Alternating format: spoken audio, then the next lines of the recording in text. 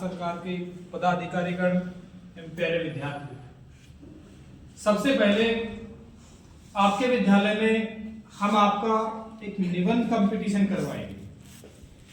ऐसे कंपटीशन में प्रत्येक बच्चे को भाग लेना है और जो विषय होगा वो होगा विकसित भारत। विकसित भारत में ट्रांसपोर्ट का क्या योगदान है और ट्रांसपोर्ट में रेलवे का विशेष योगदान क्या है। आपको ज्यादा से ज्यादा शब्दों में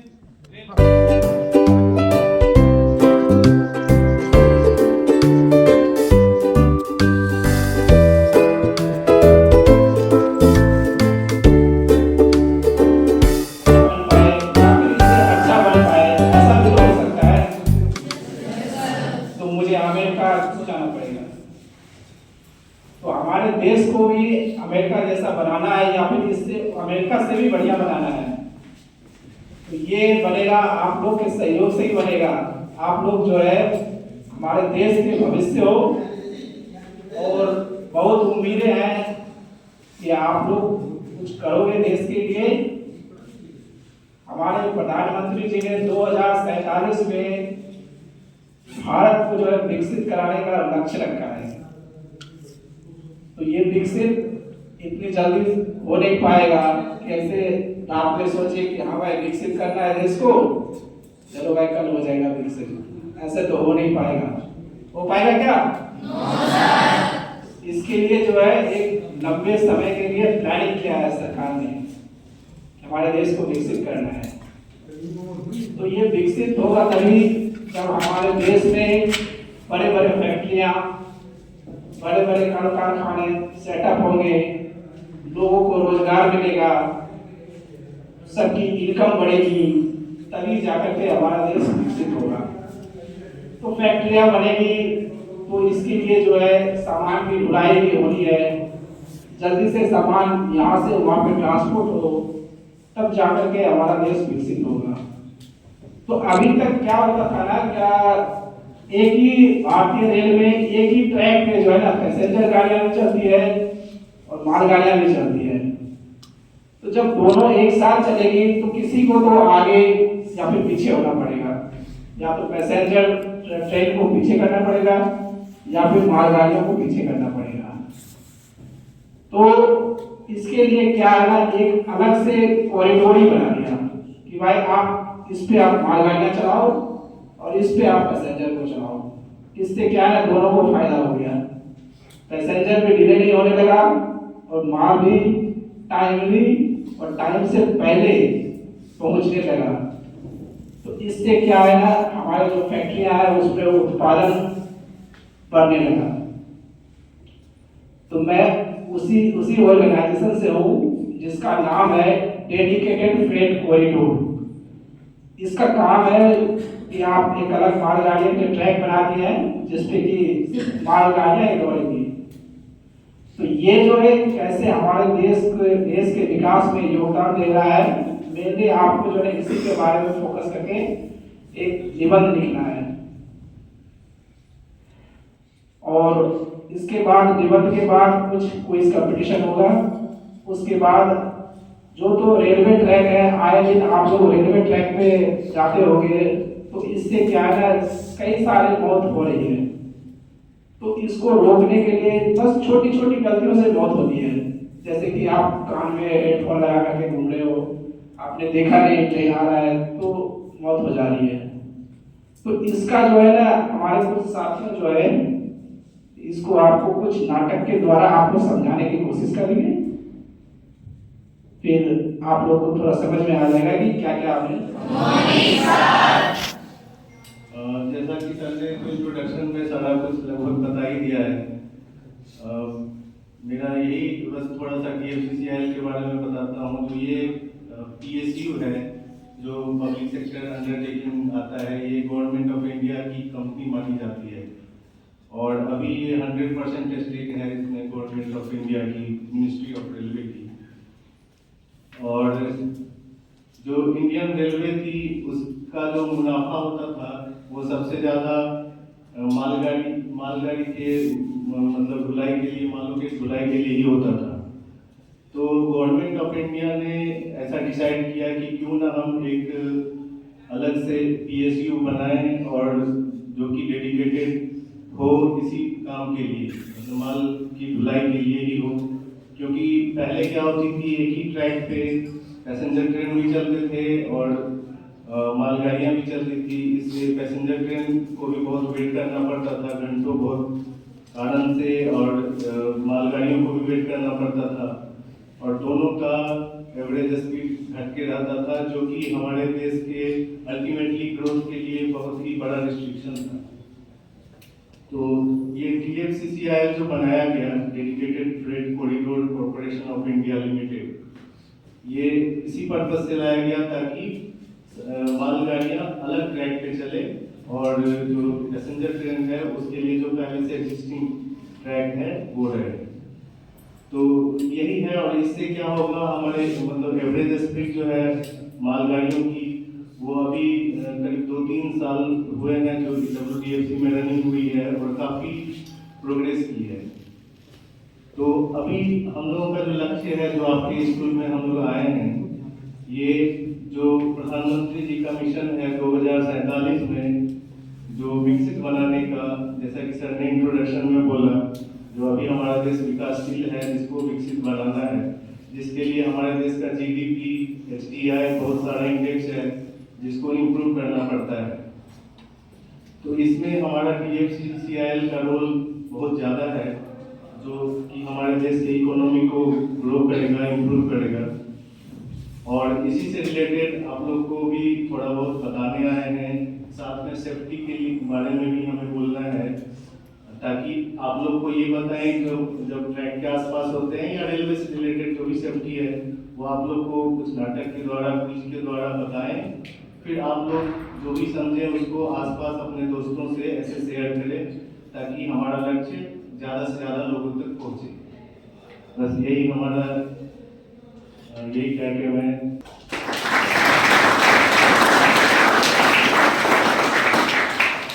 कुमार जी को आमंत्रित करता हूं कि वो भी आए और अपने 2 शब्द बच्चों के सामने रखें। अमन कुमार जी।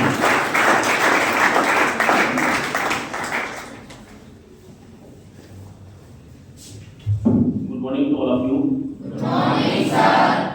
मैं अमन कुमार, जैसा सर ने बताया, कनिष्ठ कार्यकारी परिषद, और इससे पहले मेरे कनिष्ठ परियोजना प्रबंधक श्रीमान संजय कुमार सर और वरिष्ठ कार्यकारी अधिकारी श्री कमलेश सर ने काफ़ी कुछ बता ही दिया है।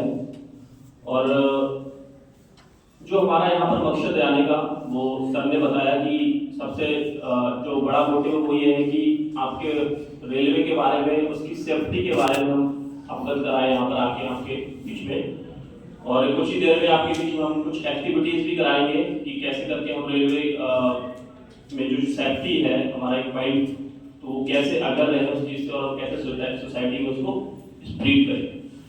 तो सबसे पहले मैं आपको DFCCIL के बारे में थोड़ा सा बताना चाहूँगा कि DFCCIL क्या है। आपने देखा होगा कि आपके पास में कुछ रेलवे लाइन्स गुजर रही होगी। तो एक साइड में 2 रेलवे लाइन है, एक साइड में 1 रेलवे लाइन है जो कि आपकी नियरेस्ट होगी कहीं पे। तो जो 2 यहाँ पर रेलवे लाइन्स है वो हमारा DFC है, जहाँ से हम लोग आए हैं, DFCCIL डेडिकेटेड फ्रेट कॉरिडोर। जैसा कि आपको पता ही होगा, डेडिकेटेड फ्रेट कॉरिडोर का मतलब वह कॉरिडोर जहाँ से सिर्फ और सिर्फ मालगाड़ी नहीं होकर गुजरेगी, वहाँ से पैसेंजर होके कोई गाड़ी वहाँ से नहीं गुजरेगी। तो इसकी जरूरत क्यों पड़ी, क्या पड़ी, वो हमारे श्रीमान कमलेश सर ने भी बताया था। और डेडिकेटेड फ्रेट कॉरिडोर की स्थापना में बताना चाहता हूँ कि 2006 में हमारे जो मनमोहन सिंह जी सरकार थी उस समय इसे स्टेबलाइज किया गया था, और धीरे धीरे इसका जमीन का एक्विजिशन वगैरह जो भी सब कुछ प्रोसेस हो गया, उसके बाद में आज हमारे देश में 2 भागों में ये अभी इस समय चल रही है, जिसका नाम है EDFC, जिसे ईस्टर्न डेडिकेटेड फ्रेट कॉरिडोर बोलते हैं, और एक है WDFC जहां हम लोग अभी रहते हैं, और हमारे पास में जो लाइन है उसको बोलते हैं WDFC, western dedicated freight corridor. तो इसका पीछे का जो स्टेबलाइज करने का रीजन यही था कि शुरुआत में जब हमारी जो इंडियन रेलवे थी, वहां पर लगभग शुरुआत में 80% जो ट्रांसपोर्टेशन होता था वो रेलवे के माध्यम से ही होता था। लेकिन धीरे धीरे जब पैसेंजर गाड़ियों का जो है उस पर आगमन ज़्यादा बढ़ने लगा, तो वो घटकर एक 25% के अप्रोक्स में चली गई। अब इससे क्या हुआ कि जो पहले रेलवे लाइन पर जो माल जाता था वो अब सारा का सारा रोड पे जाने लगा। तो इससे क्या होगा कि जो हमारे ट्रक वगैरह होते थे उनसे माल जाने लगा, तो इससे हमारा ट्रांसपोर्टेशन का खर्चा और टाइम ज्यादा लगने लगा था। और इससे क्या होगा कि कुछ चीजें ऐसी होती है जो जल्दी खराब हो जाती है या फिर जिनको जल्दी पहुंचाना आवश्यक होता है इमरजेंसी में, तो वहां पर वो चीजें बहुत जल्दी खराब भी हो जाती थी और हमारा नुकसान भी होता था और हमारे देश की इकोनॉमी भी डाउन होती थी। तो ऐसे में हमारे प्रधानमंत्री जी ने, जो तत्कालीन प्रधानमंत्री जी थे मनमोहन सिंह जी ने 2006 में डीएफसी की स्थापना करी और एक हमारे देश को नए आयाम तक पहुंचाने की नींव रखी थी। और आज का समय ये है कि हमारे लगभग डीएफसी में हमारे प्रधानमंत्री जी ने लक्ष्य रखा है कि एक दिन में 120 ट्रेन यहाँ से होकर गुजरेगी और बहुत ही जल्दी ये लक्ष्य हम प्राप्त करने वाले भी हैं और हम विकसित भारत की ओर बढ़ने वाले हैं। जैसा कि हमारे सर ने बताया था कि 1947 में हमारा देश आजाद हुआ था और 2047 तक हमारे देश को आजाद हुए पूरे 100 साल होंगे, तब हमारा 2047 में हमने ये लक्ष्य रखा है कि हम उस समय अपना देश भी अमेरिका स्विट्जरलैंड की तरह बनाएंगे। तो यही मैं कहना चाहता हूं कि आप लोग, हम सब लोग एक इस देश के युवा हैं और इस देश को एक नए आयाम पर पहुंचाने का पूर्ण प्रयास करेंगे, ऐसा हम आपसे भी उम्मीद करते हैं और हम खुद में भी ये जज्बा रखते हैं। तो इस देश को नए आयाम पर पहुंचाएंगे इस नए जुनून के साथ। आप लोग, हम सब लोग देश के भविष्य है और मैं यही उम्मीद करता हूं कि आप लोग बहुत अच्छा करेंगे देश की। जय हिंद, जय भारत।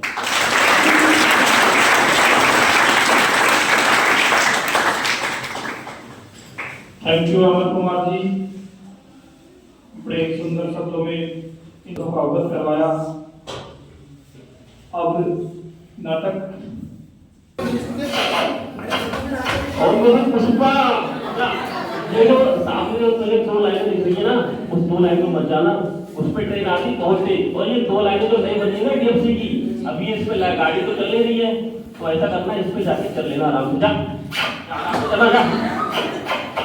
तब तक मैं अपनी बाबू से बात कर लेता हूँ। हेलो,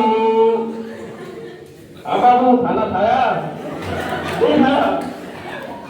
अरे खाना कितना आपको? हाँ भाई साहब, अरे भैया भैंसिया नहीं है वो, मेरी पुष्पा है, पुष्पा। चल जा गिरा। हाँ तो भाई साहब क्या बोल रहे थे आप? अरे मैं बोल रहा था इसमें भी डीएफसी की गाड़ियां चलती है, पहले नहीं चलती थी, अभी 100 की स्पीड में चलती है। अरे भाई साहब क्यों बेवकूफ बना रहे हो? मैं 5 साल से अपनी पुष्पा को याद करा रहा हूँ, अब तक तो कभी चली नहीं। अरे मेरी पुष्पा, पुष्पा। अरे भाई साहब मैंने बोला था नहीं यार, इसमें भी ट्रेन चलती है। तो देखा कि मैं अपनी पुष्पा को कितना प्यार करता था। ताऊ जी आए थे समझाने के लिए, उन ताऊ जी ने समझाने का प्रयास किया था लेकिन मैं नहीं समझा। तो इस तरीके की लोग गलती करते हैं हमारे किसान भाई। अगर आपके पास पड़ोस में कुछ ऐसे लोग हो जो कि हो सकता है कि पिछले कुछ रीजंस की वजह से थोड़े अनएजुकेटेड रह गए, उनको थोड़ी सी अवेयरनेस कम हो, तो आप एक ऐसा मीडियम है, हम लोग यहाँ पर इसलिए आए हैं कि आप एक मीडियम है, जैसे एक कोई प्रोडक्ट होता है, उस प्रोडक्ट का एडवर्टाइजमेंट करने के लिए हमें वो एडवर्टाइजमेंट टीवी पे दिखाना पड़ता है। तो वैसे आप एक ऐसा सोर्स है कि एक हमें अगर सोसाइटी में मैसेज देना है तो अगर हम आपको बताएंगे तो आप पूरी सोसाइटी को अवेयर करेंगे। तो हमारा यहाँ आने का एक रीजन, एक मोटिव यही है कि इस तरीके की गलती हम कभी भी अपने जीवन में नहीं करेंगे और ना ही किसी को करने देंगे। जैसे फर्स्ट प्रस्तुति जो हमारी प्रेजेंटेशन थी उसमें हमने बताया कि कभी भी ट्रैक पे चलेंगे तो कभी भी चलने के दौरान हमें कोई हेडफोन नहीं लगाना है, किसी से बात नहीं करनी है और कभी भी झुंड में होके, जैसे यार दोस्त चल देते हैं साथ में गले में हाथ डाल के, इस तरीके से कभी नहीं चलना है, ये हमारा जान का जोखिम बन सकता है। दूसरा, जो हमारे बच्चे थे वो रेलवे ट्रैक पर पत्थर रख के खेल रहे थे, तो उस तरीके की गलती हमें नहीं करना है और ना ही करने देना है। और तीसरा, जो एक भैंस थी, एक भैंस वाला को वो चरा रहा था, मना करने के बावजूद भी उन्होंने नहीं माना, उसका खामियाजा उनको भुगतना पड़ा। तो इस तरह की गलती हमें नहीं करना है और हम सारे डीएफसीसीएल के स्टाफ आपको सिर्फ यही यहाँ पर बताने आए हैं कि रेलवे की जो भी आपके नियम है जो आप जानते हैं, वैसे तो रेलवे में बहुत सारे नियम हैं, लेकिन सुरक्षा से संबंधित नियम हम आपको यहाँ पर अवगत कराने आए हैं और मैं आपसे विनम्र करवत अनुरोध करता हूँ, रिक्वेस्ट करता हूँ कि इस तरीके की गलती नहीं करेंगे और अपने जीवन को सुरक्षा बनाएंगे और अपने जीवन में बहुत अच्छी ऊंचाइयों को छूएंगे। जय हिंद, जय भारत। धन्यवाद कमलेश कुमार जी, अमन कुमार जी, संजय कुमार जी, बहुत ही अच्छे ढंग से बच्चों को रेलवे की सेफ्टी के बारे में अवगत कराया। वो मालगाड़ियाँ और पैसेंजर ट्रेन दोनों चलते थे और दोनों डिस्टर्ब होते थे एक दूसरे से। और बहुत सारा ऐसा होता है मालगाड़ियों में, जैसे दूध जा रहा है यहाँ से गुजरात, तो वो रास्ते में अगर रुक गए ज़्यादा देर के लिए तो वो खराब हो जाते थे। बहुत सारा इश्यू था। पैसेंजर ट्रेन का एवरेज स्पीड घटता था, कभी कभी 12 घंटे लेट पहुँचती थी। तो सरकार ने DFCCIL एक अलग ऑर्गेनाइजेशन बनाई जो सेम काम करती है, ट्रैक बिछाती है, सब कुछ करती है, ट्रेन दौड़ाती है, लेकिन मालगाड़ियों के लिए ही सिर्फ, ठीक है, जो कि अल्टीमेटली भारत के उत्थान में बहुत बड़ा योगदान दे सकती है, इंडियन इकोनॉमी को बहुत ग्रो कर सकती है। ठीक है, समझ रहे हो आप लोग? क्या है DFCCIL? एक रेलवे की संस्था है, PSU है। PSU आप लोग नहीं शायद समझोगे, बस सीधी भाषा में समझो, एक संस्था है, रेलवे ने बनाई है, ठीक है, जो मालगाड़ियाँ चलती है और 100 के स्पीड से टारगेट मैक्सिमम स्पीड रखा गया है टारगेट। इसीलिए काफ़ी खतरनाक है अगर आप ट्रैक के आसपास जाते हो। और आज से कुछ ही साल पहले, 1 साल पहले, 1.5 साल पहले गाड़ियाँ नहीं चलती थी, तो बहुत सारे लोग अभी भी बेधड़क क्रॉस करते हैं और काफ़ी एक्सीडेंट देखा गया है।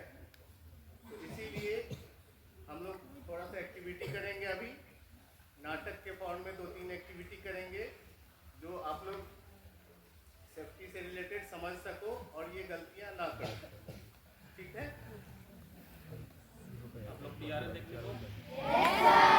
ओके।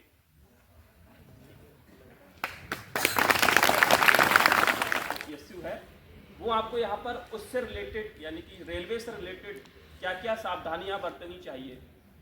जब हम हमारे घर के पास में अगर रेलवे लाइन है या फिर हमारे पास पड़ोस में रेलवे लाइन है कहीं पे, तो हम क्या क्या गलतियां करते हैं, तो वो गलतियां नहीं करनी चाहिए, वो हम कुछ एक्टिविटीज़ से आपको करके दिखाएंगे। तो आप सब तैयार हैं? तो सबसे पहले तो मैं आपको बताना चाहता हूँ कि हम एज्यूम करेंगे, क्योंकि हमें यहाँ पर रेलवे लाइन बिछा नहीं सकते, तो हम एज्यूम करेंगे यहाँ पर से एक ट्रेन की पटरी गुजर के जा रही है, ठीक है ना। तो हमारी यहाँ पर एक ट्रेन की पटरी है और हम आपको कुछ एक्टिविटीज करके दिखाएंगे।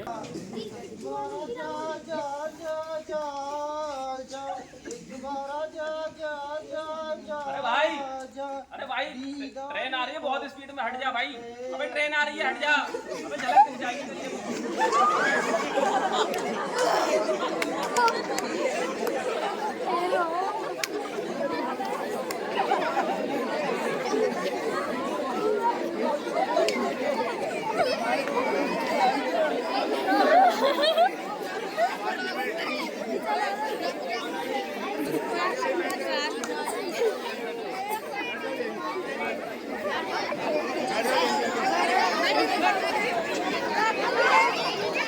तो आप बताइए कि अभी हमने जो यहाँ पर एक्टिविटी की, आप में से कोई एक बच्चा खड़ा होकर बताइए आप इससे क्या सीखे?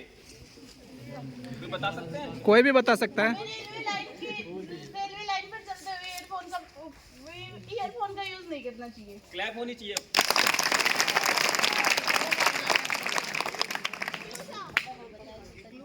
इक्लूशा खैरवाल। बहुत बढ़िया, बहुत बढ़िया। देखिए इस एक्टिविटी को बहुत अच्छे से देखा, ऑब्जर्व किया, और मैं मानता हूँ कि ये दोबारा नहीं कह सकते, ये गलती ये आप अपने जीवन में ऐसे नहीं करेंगे, क्योंकि ये गलती देख चुके हैं कि यहाँ पर किस तरीके से वो व्यक्ति एक ईयरफोन लगा के जा रहा था। जब वो ईयरफोन लगाएगा तो क्या उसको सुनाई आएगी? क्या अगर पीछे से रेलवे अगर आ रही है, ट्रेन आ रही है और हॉर्न बजाएगी, उसको सुनाई देगा? नहीं देगा ना। तो क्या हमें लगाना है कभी ईयरफोन? Okay, very good. तो ये एक्टिविटी का आपका यही एक रेलवे लाइन पर बात नहीं करनी है, कभी आपको कॉलिंग पे किसी से बात नहीं करनी है। अगर आप निकल के जा रहे हो तो कभी साथ में 2-4 लोग आपस में बात करते हुए जाएंगे क्या? हाँ, बस समझ गए। तो ऐसे ही एक और हम नादानी करते हैं अपने जीवन में रेलवे लाइन पर चलते हुए, तो वो हम आपको यहाँ पर करके दिखाते हैं कि कैसे आप लोग करते हैं, छोटे छोटे बच्चे करते हैं। अरे कल्लू, हाँ भाई लल्लू, ट्रैक के पास बैठ के खेलेंगे। ठीक है, अब इस पे ट्रैक पे पत्थर रख के देखते हैं, देखो ये फूटते हैं या नहीं। ऐसा करते हैं, 2 पत्थर मैं रखता हूँ, 2 आप रखो। ठीक है, तो ये किसका पहले टूटता है? अरे इसमें पत्थर क्यों रख रहे हो? अरे नहीं, अरे कुछ नहीं अंकल जी, अरे लग जाएंगे तुम्हें। ठीक है ठीक है ठीक है, हटा देते हैं अंकल जी। मत रखो इस पे, ट्रेन दुर्घटना भी हो सकती है इस पे चलने नहीं से। अंकल जी, अंकल जी को चले जाने दो। चलो गए रख देते हैं, लो 2 रख देते हैं। ये पत्थर किसका पिसता है पत्थर? ठीक है, तुम भी रख दो।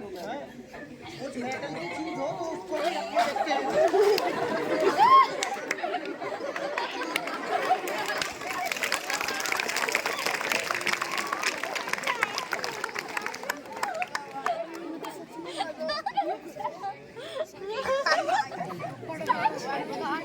देखा आपने?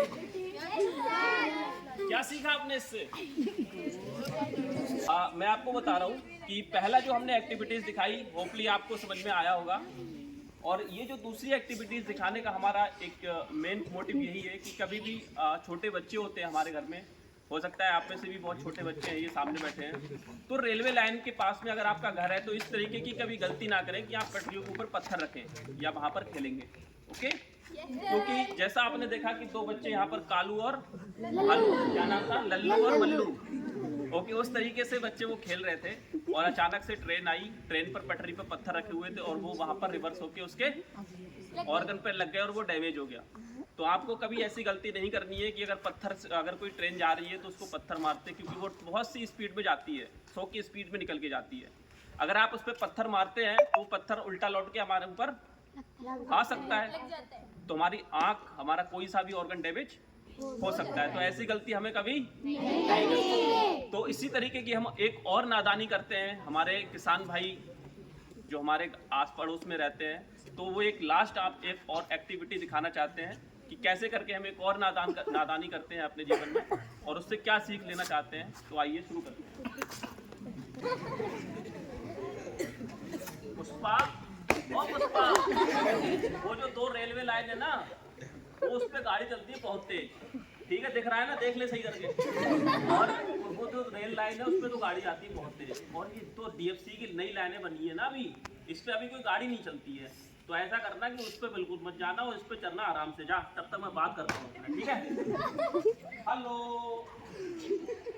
हाँ कैसे हो, और खाना खाया? अरे भाई साहब, ये भैंसिया आपकी है? पुष्पा, जा पुष्पा, तुम जाके जा। अरे सॉरी पुष्पा। हाँ भाई सर, क्या बोल रहे थे आप? अरे मैं बोल रहा था उस 2 लाइन पे भी चलती है डीएफसी की गाड़ियां 100 के स्पीड में। अरे भाई साहब, क्यों हमें बेवकूफ बना रहे हो? 5 साल से मुझे पुष्पा को यही चलाता हूँ प्यार से, और कभी आज तक गाड़ी नहीं आई है यहाँ पे।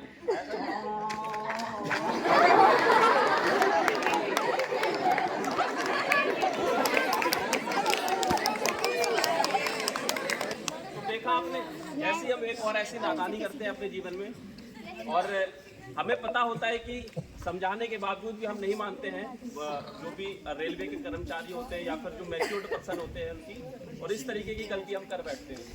तो यहाँ पर हमने क्या सीखा कि हमारे घर के जो भी जानवर होते हैं, भैंस या गाय, उनको रेलवे की लाइन के पास में कभी भी नहीं छोड़ना चाहिए, नहीं चराना चाहिए, नहीं बांधना भी चाहिए। हो सकता है वो खुल भी जाए वहाँ पर, तो इस तरीके की वहाँ पर दुर्घटना हो सकती है, आपका भी नुकसान होगा और उसका भी जीवन नष्ट हो रहा है, क्योंकि वो उनको पता नहीं होता है, क्योंकि उनके अंदर इतनी सोचने समझने की क्षमता नहीं होती कि अगर गाड़ी आ रही है तो हम मारे जाएंगे, क्या होगा। हम इतने मैच्योर्ड पर्सन हैं तो हम समझ सकते हैं, तो उन गलतियों को हमें नहीं दोहराना है जो हमने आपको यहाँ पर बताई है। तो हमारे आने का यहाँ पर यही मोटिव है कि आप हमारे देश के भविष्य हैं और आपको इन चीज़ों की कभी भी गलती नहीं करनी चाहिए जो हमने यहाँ पर आपको करके दिखाई है। तो उम्मीद करता हूँ कि कभी भी जब आप रेलवे स्टेशन या रेलवे की लाइन पर जाएंगे, पहली बात तो आपको जाना नहीं है, और अगर जा भी रहे हैं, मैं बिल्कुल मना करता हूँ आपसे कभी जाना नहीं है, क्योंकि वो आपको हादसे का शिकार हो सकती है, अपराध है। अगर आप या हम कोई भी अगर वहाँ पे जाते हैं पटरी से, अगर ट्रेन से टकराते हैं तो अपराधी मैं ही माना जाऊँगा, क्योंकि मैं उस रेलवे लाइन पर गया हूँ। वैसे तो हमारे रेलवे में बहुत सारे नियम हैं, लेकिन हमें आपको बताना है रेलवे के सेफ्टी से रिलेटेड जितने भी नियम हैं। तो ये आपका एक हमारा पर्पस था आपको समझाने का। उम्मीद करता हूँ कि आपने समझा होगा कि कभी भी ईयरफोन नहीं लगाना है, कभी भी रेलवे लाइन पर पत्थर या रेलवे पर जो ट्रेन होती है उस पर पत्थर नहीं फेंकना है, कभी भी हमारी जो रेलवे की लाइन है उसके पास में हमें जानवर वगैरह नहीं छोड़ना है। तो उम्मीद करता हूँ आपको बहुत अच्छे से समझ में आया होगा। जय हिंद, जय भारत।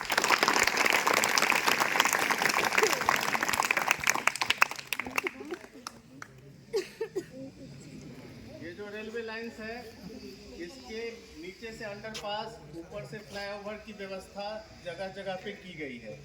उसका यूज करना है जब भी आपको क्रॉसिंग की आवश्यकता हो। यही है। इसके अलावा सारा कुछ दुर्घटना से वंचित नहीं है। दुर्घटना हो सकती है, इसके अलावा आप ट्रैक क्रॉस करते हो क्योंकि आपको पता नहीं है किस पे कौन सी गाड़ी कब आएगी, तो इसीलिए अंडरपास का यूज करें। अभी बना हुआ है बहुत सारा। फ्लाईओवर का यूज करें, फुट ओवर ब्रिज है उसका